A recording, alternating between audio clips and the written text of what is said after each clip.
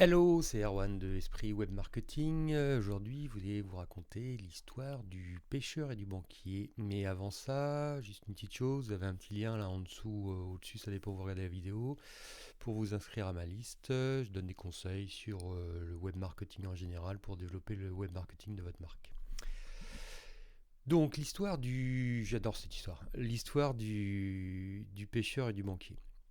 C'est l'histoire d'un banquier new-yorkais qui est vraiment un fou de travail. Il travaille 80 heures par semaine, il prend jamais de vacances, bon, il est à fond dans la finance, bon, il gagne très très bien sa vie, mais il commence à être un peu en surpoids parce qu'il bouffe un peu n'importe comment, il commence à avoir des problèmes de cœur, et là son médecin lui dit, bon, là il va falloir peut-être calmer le jeu un petit peu, il faudrait prendre des vacances. Bon, le banquier il n'a pas trop envie de prendre des vacances, il a plein de boulot, il a plein de choses, il a plein de clients là, qui attendent.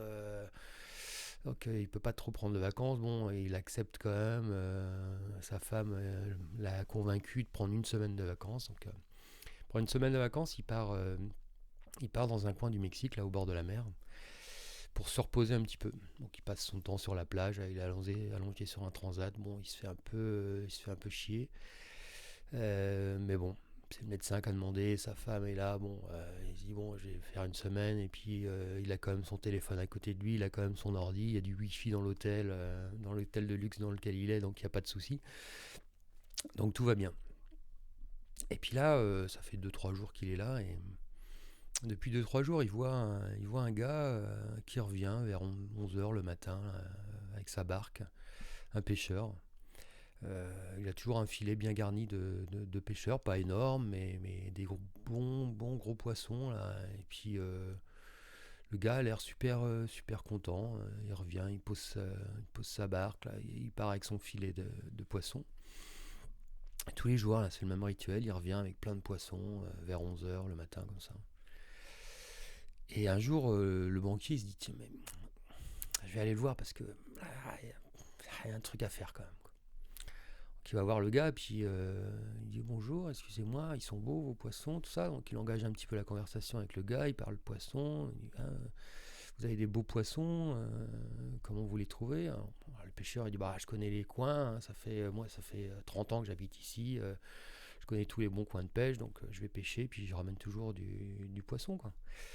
Et le banquier dit mais vous en faites quoi de votre poisson là? Parce que là il y en a beaucoup. Ah bah ouais, bah j'en vends un petit peu, et puis le reste je le garde pour moi, pour ma famille, et puis ça nous nourrit, et puis avec l'argent que je gagne, ça me permet de vivre. Alors le banquier il dit bon, ouais, je vais me présenter quand même, je me présente, je suis banquier à New York, je travaille pour les plus grandes banques, pour les plus grandes entreprises, je suis dans l'investissement, dans la finance. Et moi, j'ai quelque chose à vous proposer. Vous pourriez vraiment gagner beaucoup plus d'argent avec votre pêche. Bon, le pêcheur mexicain, il dit bah oui, enfin, enfin, pourquoi? Il dit bah si vous alliez, au lieu de rentrer à 11 heures, si vous restiez plus longtemps, vous pourriez pêcher beaucoup plus de poissons, vous pourriez ramener vraiment beaucoup plus, et puis vendre beaucoup plus de poissons et gagner plus d'argent. Alors, le pêcheur, il dit bah oui, mais bon, qu'est-ce que ça m'apporterait? Ben, bah, qu'est-ce que vous faites là de vos journées? Pourquoi vous rentrez à 11 heures qu'il lui demande le banquier? Bah, le pêcheur il dit bah moi voilà 11 heures je rentre chez moi, je suis avec ma femme, je m'amuse un petit peu avec mes enfants, ils sont à l'école l'après-midi, moi je fais une petite sieste, après je vais les chercher à l'école, on joue, puis le soir je passe la soirée avec mes amis, on boit des bières autour du feu, on joue de la guitare, quoi. Et là, le banquier dit bah oui, bah, il faut optimiser votre temps. Là, vous avez plein de temps libre là, que vous passez à rien faire, donc vous devriez pêcher beaucoup plus, ça vous va ramener beaucoup plus d'argent. Le pêcheur il dit bah, ça va m'apporter quoi? Il dit bah avec beaucoup plus d'argent, ce que vous allez pouvoir faire, c'est investir dans un bateau.